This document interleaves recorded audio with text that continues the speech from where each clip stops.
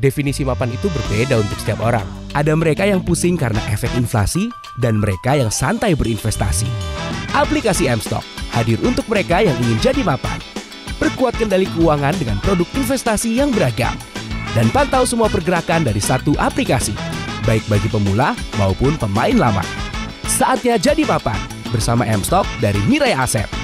Download aplikasinya sekarang.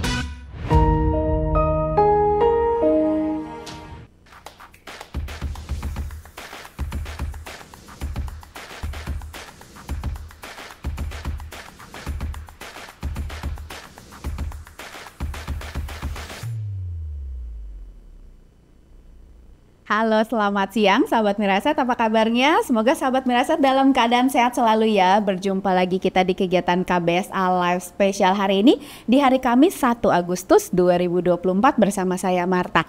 Sahabat Miraset, kalau kita ngomongin tentang negara produsen wine, itu mungkin yang terlintas di benak sahabat Miraset mungkin seperti saya juga, mungkin seperti negara Italia atau seperti Perancis begitu ya. Tapi jangan salah, di Indonesia kita juga punya produsen wine lokal yang buah anggurnya itu juga berasal dari lokal, tepatnya di daerah Bali Utara. Dan hari ini kita akan ngobrol banyak dengan salah satu produsen wine lokal yang produk wine-nya ini sudah banyak sekali memenangkan penghargaan internasional, sahabat Miraset. Dan hari ini kita akan ngobrol banyak dengan PT Hatton Bali Tbk atau dengan kode saham wine. Dan di sebelah saya sudah duduk founder sekaligus direktur utama dari PT Hatton Bali Tbk atau dengan kode saham wine, yaitu Bapak Ida Bagus Rai Budarsa. Selamat siang Pak Rai. Selamat siang. Apa kabar Pak Rai? Baik-baik. Wah, terima kasih sebelumnya sudah meluangkan waktu jauh-jauh dari Bali ke Jakarta ya Pak. Iya, sama-sama. Dan sahabat Miraset, untuk sahabat Miraset yang ingin mengetahui lebih lanjut lagi tentang emiten wine, tentang prospeknya seperti apa, pastikan untuk menyaksikan kegiatan KBSA Live ini hingga selesai. Dan kita mau langsung tanya-tanya tentang profilnya wine Pak. Mungkin sahabat Miraset, karena wine juga IPO belum lama ya Pak, jadi mungkin boleh disampaikan sedikit tentang profil wine. Silakan Pak. Ya, jadi wine itu nama perusahaannya PT Hatton Bali Tbk, ya? PT Hatton Bali itu merupakan perusahaan distribusi wine, di mana distribusi ini mempunyai anak perusahaan yaitu PT Arpan Bali Utama sebagai produsen wine di Bali. Jadi kita merupakan perusahaan yang terintegrasi. Kita ada kebun, ada pabrik, kemudian ada distribusinya. Jadi kami memulai usaha kami ini 30 tahun yang lalu. Ya, kita mulai launching produk kami yang pertama yaitu di tahun 1994. Nah, tapi sebelum itu kami keluarga juga sudah berkecimpung di minuman beralkohol jauh sebelumnya, yaitu dengan memproduksi minuman tradisional Bali, yaitu brem Bali dan arak Bali. Itu dimulai tahun 1968. Ya, 1968, kemudian tahun 1990 saya melanjutkan usaha orang tua. Kemudian tahun 92 kita memulai usaha wine ini dan kita launching wine pertama kami yaitu Rosé di tahun 1994. Jadi tahun ini tepat kami 30 tahun ya. Luar biasa nih perjalanan panjang ya Pak dengan wine. Nah Pak, kalau kita lihat dari sisi tadi Bapak udah sampaikan salah satu keunggulan kompetitifnya Perseroan yaitu Perseroan ini terintegrasi ya Pak. Jadi produsen sekaligus juga distributor. Selain itu Pak, mungkin boleh disampaikan ada beberapa keunggulan kompetitif lainnya dari Perseroan. Ya, keunggulan kompetitif kalau saya lihat ya mungkin kami yang pertama ya. Jadi kami sudah 30 tahun di market ya. Jadi kita sudah kalau dikatakan product market fit ya. Jadi kita sudah fit dengan market sehingga kalau kita lihat ini kita kan sudah banyak sekali mempunyai konsumen yang reguler ya. Ya itu kita lihat sebagai satu keunggulan kami. Kemudian secara skala ekonomi juga ya kita sudah ya mungkin pabrik yang terbesar di Bali, itu juga suatu keunggulan ya menurut kami gitu ya. Oke, baik. Nah kalau dari sisi pangsa pasar mungkin boleh cerita sedikit Pak? Kalau sisi pangsa pasar ya kami juga yang terbesar ya untuk pangsa pasar wine. Untuk di lokal sesama produsen lokal kami yang terbesar. Kemudian kalau kita juga lihat dengan yang import ya per brand ya. Kalau import memang kan lebih banyak pangsa pasarnya lebih besar ya, tapi dibagi dengan banyak sekali brand ya. Tapi per brand mungkin kami juga yang terbesar untuk pangsa pasar di wine di Indonesia gitu. Oke, baik. Nah, kita tahu bahwa kalau di wine berarti kan ini ada yang wine lokal, kemudian ada yang wine import.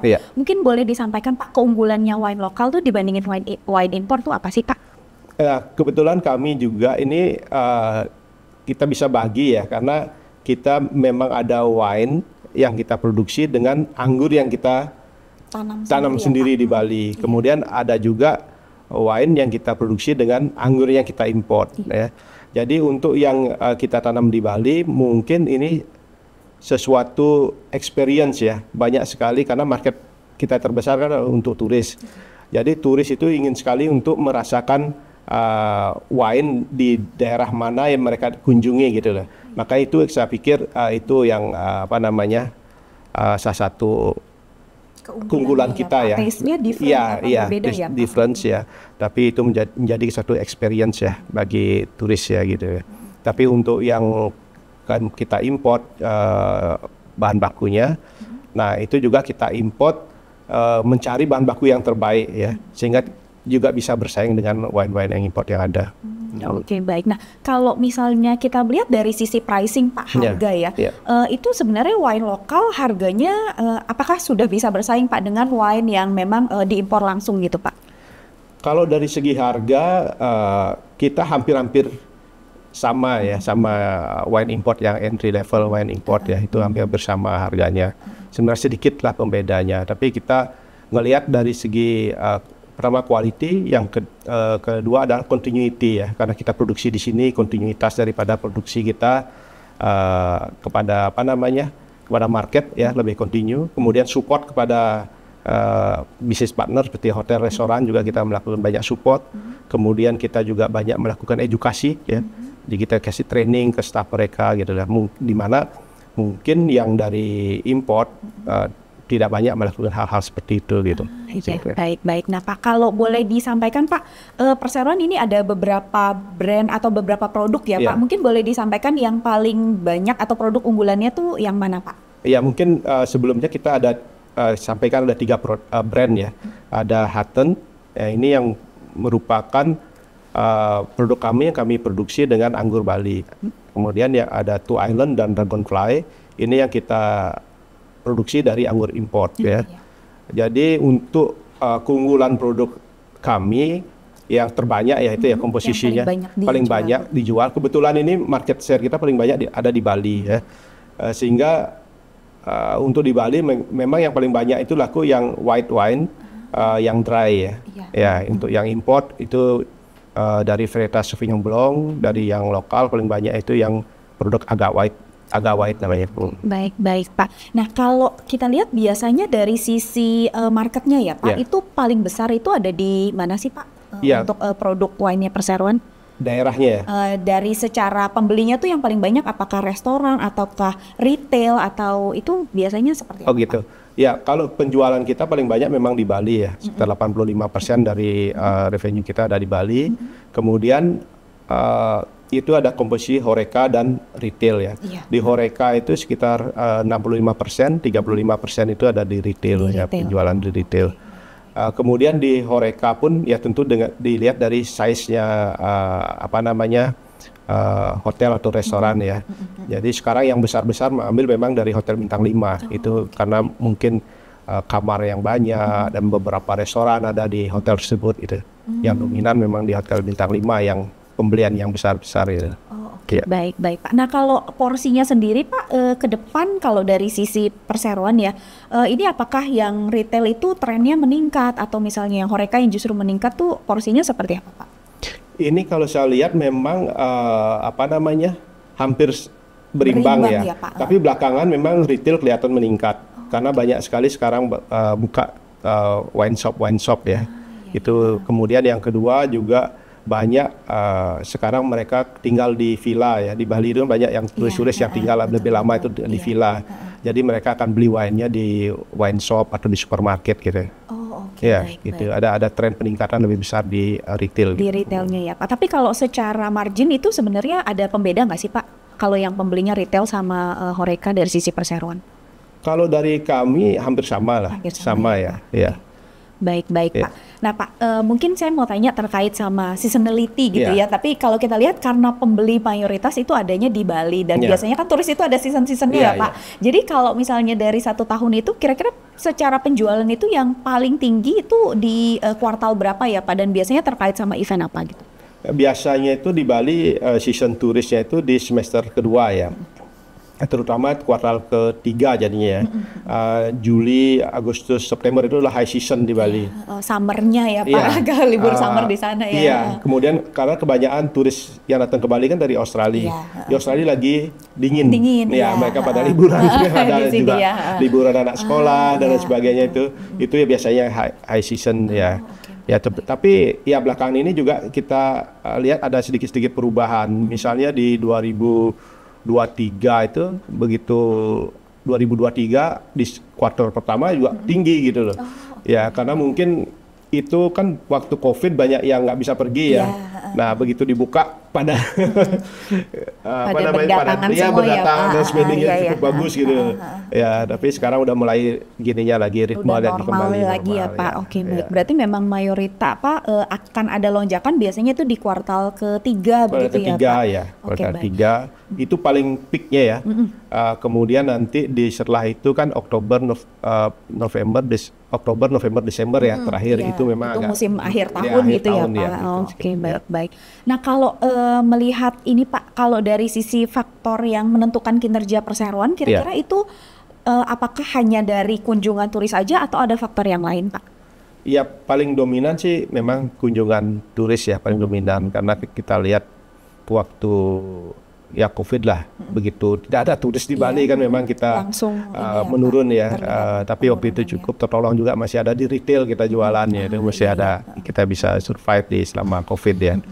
Tapi begitu dibuka kelihatan sekali Kelihatan, ya pelonjakannya luar biasa gitu ya. Berarti memang karena mayoritas konsumennya berapa persen Pak kira-kira kalau misalnya mungkin ada dari perseroan pernah melihat gitu Pak domestik sama mancanegara tuh konsumsi wine-nya gitu Pak yang paling besar porsinya? Ya kalau paling besar memang kalau domestik bisa kita bagi karena banyak juga ekspat ya yang tinggal di Bali atau tinggal di Jakarta itu juga minum jadi konsumen kita ya.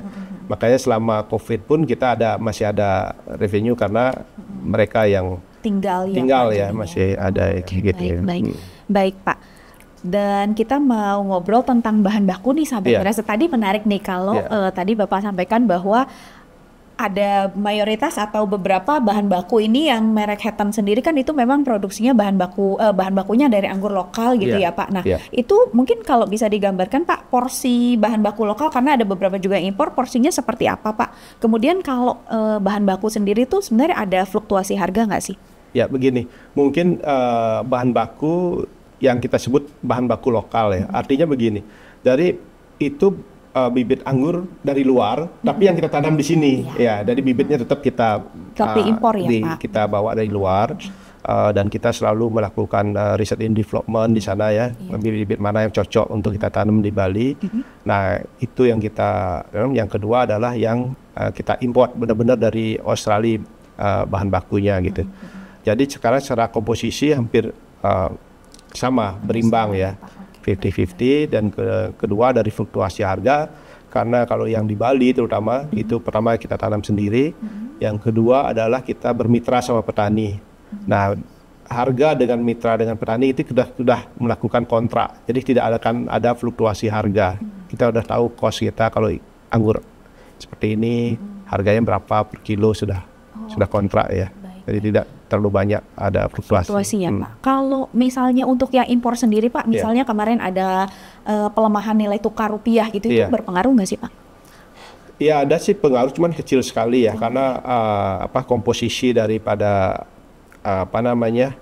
bahan baku sendiri komposisinya tidak terlalu besar ya dari HPP kita.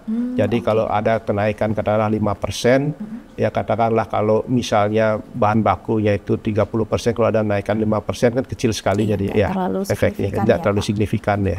Oke, baik. Nah Kalau misalnya dari kebijakan penetapan harga sendiri Pak, dari sisi perseroan itu dari harga wine sendiri itu biasanya trennya seperti apa Pak? Apakah harganya mengalami kenaikan, itu biasanya pertimbangannya apa? Ya tentunya pertimbangannya adalah pertama adalah dari segi biaya-biaya ya. Kalau kita ada peningkatan biaya, ada pengaruh misalnya dari kemarin cukai naik, kita akan menyesuaikan harganya. Ada tetap margin kita terjaga gitu. Oke, baik. Berarti memang ada perseroan targetkan untuk marginnya di level mana Pak? Margin dari net profit ya kita targetkan 20%. Ya. Oke, jadi memang menjaga net profit itu di level sekitar 20% gitu ya Pak? Ya. Oke, baik Pak Redan. Kita mau break dulu sebentar Pak Redan, sahabat Miraset. Kita masih akan lanjut ngobrol dengan Hatten Bali. Jadi tentu saja perseroan atau sahabat Miraset pengen ya mengetahui lebih berlanjut tentang kinerjanya, kemudian rencana-rencana ke depan seperti apa. Jadi pastikan untuk terus stay di kegiatan KBSA Live Special ini.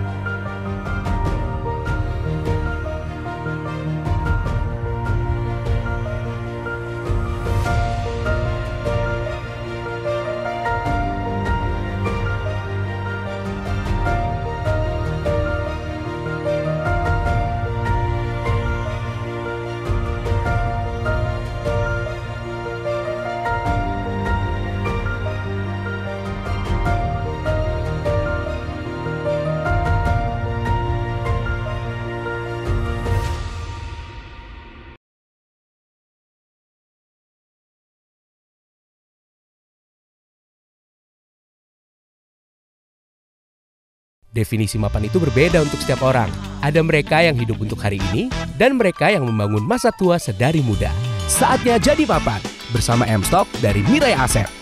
Download aplikasinya sekarang.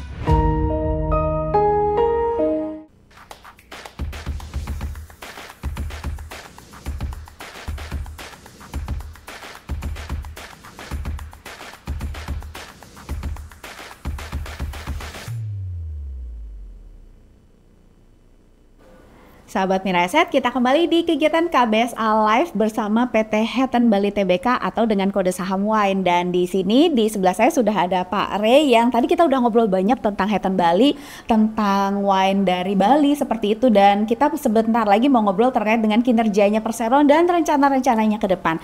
Pak Ray, mungkin kita mulai dengan kinerja di kuartal 1 Pak. Kira-kira ada yang ingin di-highlight dari kinerja perseroan ini? Ya, kalau kita lihat di kuartal 1 2024 ya dibandingkan dengan kuartal 1 2023 memang terlihat ada penurunan sedikit ya.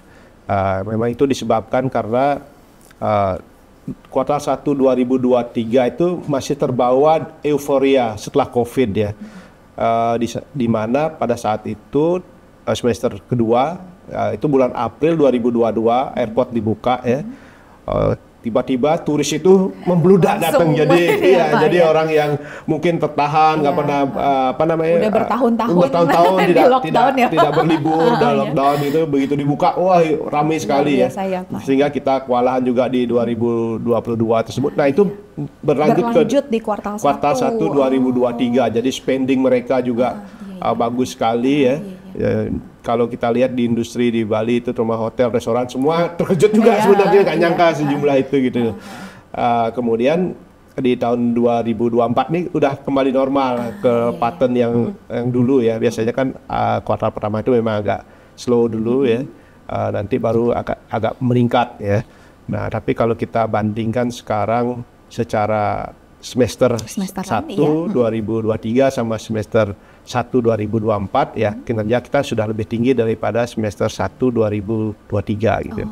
Baik. Udah kembali ke jalurnya ya Pak. Udah kembali ke jalurnya. Jadi karena memang kemarin di 2023 terutama di kuartal 1 itu masih terbawa, jadi memang unusual lah ya itu ya Pak kenaikannya. Ya, karena kan mungkin saja mereka nggak sempat ya kan, itu rebut-rebutan ya untuk berangkatnya nggak sempat, sehingga baru dapat berangkatnya di kuartal satunya gitu ya pada Nah, kalau terkait dengan target tahun 2024, kira-kira pertumbuhan yang diincar perseroan di level berapa, Pak? Kita targetkan dari 2023 ke 2024 ini naik sekitar 20%. Sekitar 20% di top line, di revenue, Pak? Di revenue ya. Kalau di bottom line ada target atau memang ingin menjaga untuk margin di 20% itu? Iya, kita juga di 20%. Ya, Pak. Oke, baik Pak. Nah, kalau melihat ini Pak, kira-kira dari sisi perseroan ini kan targetnya kita bisa bilang targetnya lumayan lah ya, double digit.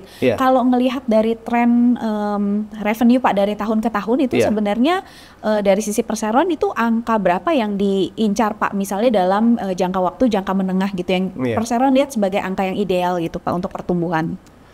Iya, kita sih sekarang cukup optimis juga ya, tetap kita menarget yang 20% growth gitu ya.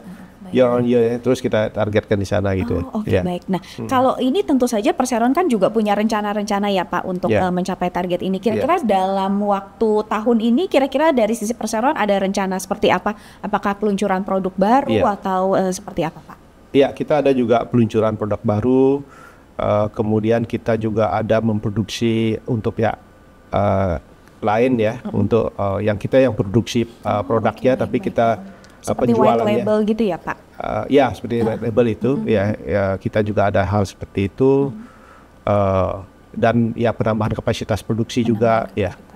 Baik. Nah, kalau dari sisi penambahan kapasitas produksi Pak, itu setiap tahun perseroan ada target tertentu nggak sih Pak di level berapa, atau memang melihat permintaan gitu? Ya, kita sih proyeksikan permintaan ya, karena di wine ini kita kan produksinya itu jangka panjang ya. Jadi kita biasanya melihat kira-kira proyeksi kita tahun depan dan tahun berikutnya. Nah, di sana kita sudah menyiapkan bahan baku dari sekarang. Nah, itu alat-alat produksi juga kita siapkan untuk paling tidak untuk 2 tahun ke depan gitu. Baik. Karena memang produksinya bukan sebentar ya Pak, jadi memakan waktu. Itu yang yang kita di wine, makanya kalau dilihat nanti seperti persediaan kita cukup besar karena itu kan WIP kita panjang ya. Karena memang belum bisa untuk dijual juga ya Pak ya, karena memang menunggu. Itu ya. Jadi itu yang besar, karena kita kadang-kadang persiap sampai ke 2 tahun. Ke 2 tahun ya Pak rata-ratanya. Baik Pak. Nah, kalau untuk belanja modal sendiri Pak, kira-kira dari perseroan tahun ini akan capex-nya penggunaannya di berapa banyak dan untuk apa aja Pak? Ya, tahun ini sih kita ada beberapa ya yang tentunya kita ada penambahan tangki, itu kita sudah lakukan, karena juga penambahan alat pendingin, karena untuk wine ini, untuk produksi wine itu alat pendingin sangat vital ya. Jadi semua proses itu menggunakan kontrol temperatur. Itu kita sudah lakukan, penambahan gudang juga, dan udah peremajaan dari mobil delivery juga kita ada ya. Baik Pak. Kalau untuk terkait ini Pak, jadi kan kalau salah satu mungkin yang dilakukan perseroan terkait dengan untuk meningkatkan penjualan kan juga strategi marketing ya Pak. Nah, untuk bagaimana perseroan ini mencoba untuk lebih mengenalkan produknya perseroan Pak, apa yang dilakukan oleh perseroan? Ya, yang kita lakukan tentunya banyak melakukan wine tasting ya. Itu melakukan wine tasting. Kemudian yang paling basic kita mulai dari edukasi juga. Jadi kita punya divisi edukasi sendiri, Hutton Education Center ya. Itu untuk mengajarkan dari mulai sekolah. Jadi sekolah-sekolah pariwisata yang bukan hanya di Bali, untuk seluruh Indonesia itu kita melakukan edukasi. Jadi dari awal kita sudah edukasi tentang wine, kemudian edukasi dengan staff restoran dan juga pada publik pada umum. Nah, itu salah satu hal untuk memperkenalkan wine kepada masyarakat ya, terutama industri pariwisata. Itu yang kita lakukan. Kedua adalah kita juga mensupport komunitas. Jadi seperti di Bali itu komunitas-komunitas pariwisata, komunitas ekspat, itu semua kita support event-event di mana kita memperkenalkan produk-produk kita di sana. Juga di Jakarta kita melakukan hal yang sama. Jadi komunitas ekspat, kedutaan-kedutaan. Nah, di sana kita melakukan pengenalan produk kita juga gitu. Iya. Baik Pak. Nah kalau dari sisi perseroan saat ini kan memang market terbesar itu ada di Bali ya Pak. Tapi di luar Bali juga sebenarnya di seluruh Indonesia juga ada tersebar begitu ya Pak. Iya. Oke. Nah kalau untuk pasar ekspor sendiri Pak, perseroan ada arah ke sana nggak sih Pak? Sementara ini kita fokus di Indonesia ya. Karena dulu kita pernah sih ekspor waktu bom Bali dulu. Iya. Tapi saya lihat itu dari segi risiko tinggi, kita tergantung sama satu importir. Yang kedua adalah dari margin juga rendah sekali lebih tipis sekali karena kita bersaing sama wine-wine dari negara yang lain. Kemudian di tengah jalan kita juga harus banyak support ya untuk perjalanan keluar, untuk melakukan pameran atau wine dinner di luar, itu biaya juga besar sekali. Sedangkan kita lihat di Indonesia ini market sedang naik gitu loh. Ya makanya kita sekarang fokus di Indonesia gitu. Ya, sekarang ada beberapa yang beli tapi tidak banyak ya, itu kita kirim ke luar negeri juga. Jadi memang skalanya terbatas ya Terbatas Pak? Ya, jadi kita masih fokus karena kita ngelihat di Indonesia ini sekarang lagi grow ya, marketnya lagi grow ya. Mungkin boleh dikasih gambaran Pak ke sahabat Miraset, mungkin ke saya juga gitu ya. Sebenarnya gambaran untuk wine sendiri konsumsinya di Indonesia tuh seperti apa sih Pak trennya, kemudian juga faktor-faktornya yang membuat pertumbuhan tuh apa aja sih Pak gitu? Ya, yang pertama tentunya dari pariwisata ya. Jadi pemerintah kan menargetkan juga kedatangan turis yang semakin besar ya. Kemudian ada destinasi baru seperti Labuan Bajo dan lain sebagainya. Atau kalau di Lombok juga ada Kuta, ada Trawangan, itu juga besar sekali konsumsinya. Kemudian tren juga untuk kita orang Indonesia sekarang mulai ya menunggu dengan event-event, dengan wedding, dengan ini juga menggunakan wine sekarang. Jadi konsumsinya saya pikir di Indonesia juga sudah meningkat ya, konsumsi dari turis, ekspat dan juga konsumsi dalam negeri gitu loh, dari domestik ya. Lagi momennya lagi meningkat gitu. Ya Pak. Jadi seiring dengan tadi edukasinya semakin banyak juga tentu saja permintaannya ya Pak. Karena pengetahuannya juga penting ya Pak untuk wine ini, karena bukan sembarangan produk gitu ya Pak. Baik. Penting, terutama itu juga kepada staff restoran itu ya. Kalau dia nggak tahu produknya, dia nggak bisa jual dan nggak confident jual, itu kan tidak akan sulit ya laku, Pak. Ya, tidak laku. Betul. Tapi kalau misalnya dia tahu, confident, dia pernah ngelihat kebunnya, dia confident jualan, tentunya upsellingnya lebih bagus itu menurut saya gitu. Baik. Nah, kalau misalnya kita ngelihat bahwa dari sisi perseroan ini untuk jangka menengah gitu ya Pak. Tadi kan Bapak targetkan pertumbuhannya sekitar 20% gitu ya. Kira-kira kalau untuk rencana ekspansi kira-kira di jangka menengah Pak 3-5 tahun itu kira-kira akan ke arah mana Pak? Untuk 3-5 tahun yang akan datang sih ada beberapa rencana kita ya. Selain dari penambahan produk, mungkin kira-kira apa yang ingin dilakukan perseroan Pak? Iya, ada sih beberapa rencana kita yang mungkin belum bisa kita Pak. Sampaikan di sini ya. Kita ada beberapa rencana yang ya menurut saya sih cukup menarik. Baik siap Pak. Jadi nanti kita tunggu ya Pak untuk rencana-rencananya perseroan seperti itu. Tapi kalau untuk peluncuran produk baru Pak, so far dari sisi perseroan tuh continue nggak sih Pak? Jadi artinya apakah setiap tahun tuh pasti akan ada produk baru? Iya, kita sekarang pun ada beberapa di dalam pipeline kita, ada produk-produk yang kita akan luncurkan tahun ini ya. Ya mungkin saya bisa sampaikan sedikit natural wine yang lagi tren sekarang, kita akan juga luncurkan, kemudian organic wine kita akan luncurkan, dan produk lain lagi ya. Oke, baik. Itu juga tentu saja mengacu pada tren yang ada di global saat ini gitu ya Pak. Jadi tetap harus catch up dengan terus trennya ya Pak. Betul. Oke, baik Pak. Nah Pak, kalau misalnya kita ngelihat terkait dengan tantangan nih Pak. Jadi kita tahu tadi Bapak udah sampaikan terkait dengan peluangnya banyak sebenarnya dari sisi perseroan gitu ya. Tapi tantangan kita lihat juga untuk minuman beralkohol itu kan juga cukup besar ya, karena kan dari peraturan pemerintah, dari cukai. Nah, kalau Bapak lihat sebenarnya tantangan paling besar tuh ada di sisi mana sih Pak?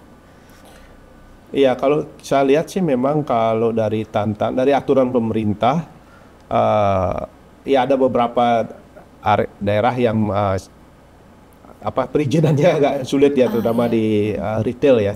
Tapi kalau saya lihat di hotel, restoran, karena pemerintah juga ingin memajukan pariwisata, saya pikir sih masih harus terbuka masih terbuka untuk. Nah, tentunya tantangan-tantangan yang lain tentunya dari import juga ya, kalau saya lihat, karena industri wine di luar negeri itu kan mereka kompetitif sekali, mereka lagi ingin mencari market baru, dan dia lihat semua orang lihat juga sekarang ke Indonesia nih market ya, karena penduduk kita banyak, kelas menengah juga udah mulai meningkat gitu ya, mereka juga ngelirik gini, tentunya semua juga akan pingin ke sini yang tadinya mungkin belum melihat Indonesia itu sebagai market ya. Oke, baik. Nah, kalau ini sendiri Pak, dari persaingan lokal sendiri itu seperti apa Bapak melihatnya dengan sesama pemain lokal? Apakah cukup intens atau sebenarnya dari sisi persaingan ini cukup comfort dengan posisinya saat ini di nomor 1 Pak? Ya, kita selalu kita juga berpikir tak boleh terlalu comfort ya. Kalau kita terlalu nyaman nanti enggak melihat itu ya. Selalulah kita melihat teman-teman yang lain itu juga sebagai kompetitor kita, itu melecut kita, bagaimana kita harus tetap terdepan gitu ya. Oke, baik Pak. Mungkin ini pertanyaan terakhir Pak, terkait dengan tentu saja perseroan sebagai pionir gitu ya di bisnis ini, kemudian juga hingga sekarang juga masih menempati nomor 1. Kira-kira dari sisi perseroan Pak, kunci sukses untuk ada di industri wine ini apa sih Pak? Ya, kunci suksesnya itu mungkin apa yang kita lakukan itu selalu melakukan improvement ya. Jadi kalau kita lihat di awal kita cuma punya satu jenis anggur di Bali ya. Itu anggur yang ditanam sama petani, itu namanya Alphonse Lavallee. Itu sangat terbatas sekali, kita nggak bisa mengkreasikan wine-wine gitu ya. Akhirnya kita melakukan banyak research and development, kita bawakan bibit dari sini, kita tanam. Ternyata nggak berhasil, kita coba lagi, terus coba sampai sekarang pun saya masih tetap membawa bibit-bibit baru, sehingga kita mendapatkan bibit yang terbaik ya, dengan hasil wine yang terbaik. Nah, di mana harapan kami ya di Hutton ini bagaimana bahwa wine Indonesia ini bisa disejajarkan ya dengan wine-wine yang import yang ada gitu, diakui di dunia gitu loh. Itu harapan kami, makanya kami tidak berhenti untuk selalu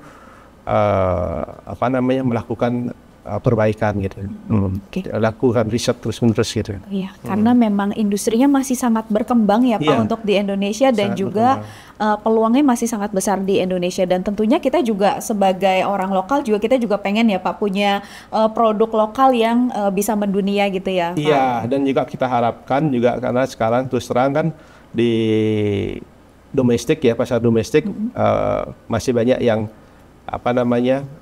prefer yang import ya.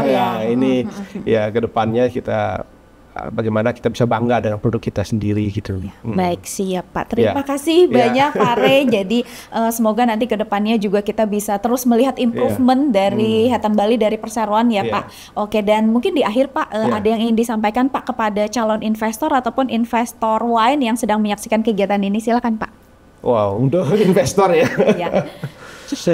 Ya, mungkin kalau saya bisa sampaikan bahwa seperti tadi ya, secara konklusi bahwa kami ini berusaha untuk menjadi yang terbaik ya. Bagaimana ke depannya tetap kita menjaga kinerja, pertumbuhan gitu ya. Sehingga walaupun ada beberapa kompetitor di dalam negeri maupun import, kita masih tetap yang terdepan gitu aja sih menurut saya. Baik, terima kasih terima banyak kasih. Pak Rey, dan terima kasih juga untuk sahabat Miraset yang sudah menyaksikan kegiatan ini hingga selesai. Semoga yang tadi disampaikan ini bisa menambah wawasan sahabat Miraset, bisa menambah pengetahuan dan juga bisa menjadi bahan pertimbangan untuk investasi sahabat Miraset. Kita ketemu di lain kesempatan, dan akhir kata salam sehat selalu untuk sahabat Miraset. Definisi mapan itu berbeda untuk setiap orang. Ada mereka yang pusing karena efek inflasi dan mereka yang santai berinvestasi. Aplikasi M-Stock hadir untuk mereka yang ingin jadi mapan. Perkuat kendali keuangan dengan produk investasi yang beragam. Dan pantau semua pergerakan dari satu aplikasi, baik bagi pemula maupun pemain lama. Saatnya jadi mapan bersama M-Stock dari Mirai Asset. Download aplikasinya sekarang.